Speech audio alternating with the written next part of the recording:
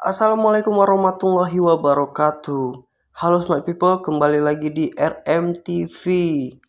Di kesempatan kali ini kita akan membahas sedikit tentang Dewa Ares.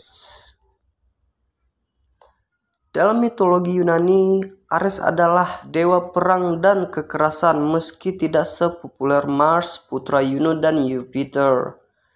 Ia sangat bersemangat dalam pertempuran, namun di sisi lain bukan merupakan contoh yang baik bagi pengikutnya. Maka tidak heran jika tidak banyak yang menyembah dewa yang satu ini. Meski brutal, Ares adalah prajurit perkasa yang sangat dihormati Spartan. Ares menyukai perang untuk kepentingannya sendiri. Ia menjadi lambang keributan dan kekacauan serta senang melihat pembantaian manusia dan penghancuran kota-kota. Nama Ares sendiri merupakan sumber kengerian bagi orang Yunani. Sisi keras Ares juga tercermin dalam hubungan buruk dengan orang tuanya, Zeus dan Hera. Dewa perang Ares kembali ke Gunung Olympus setelah terluka parah di medan perang Troya. Setelah kedatangannya, Ares disambut dengan kasar oleh ayahnya Zeus, raja para dewa.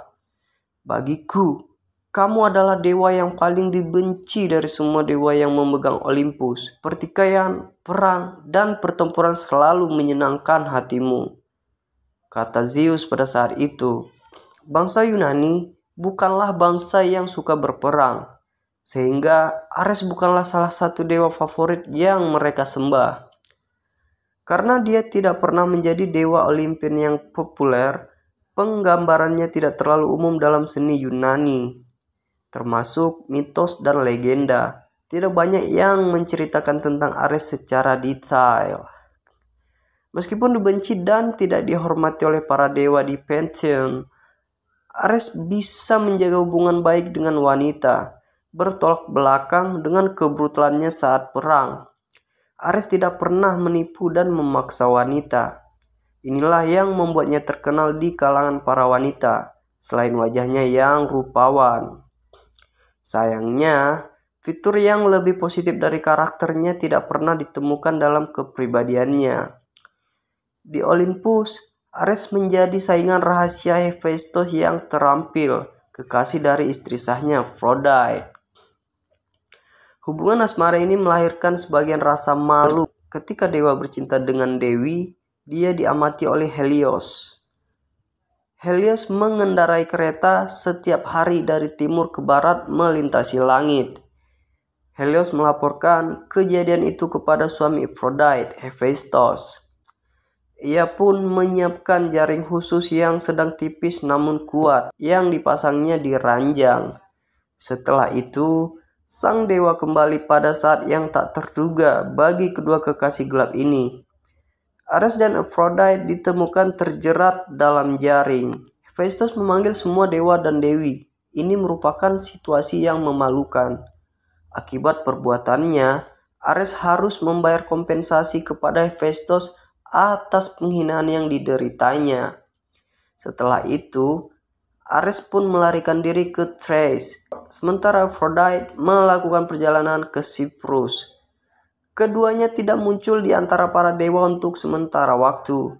Kisah cinta Ares dan Aphrodite melahirkan putra dunia, Eros dan Anteros, Phobos, Deimos, Harmonia, dan Adrestia.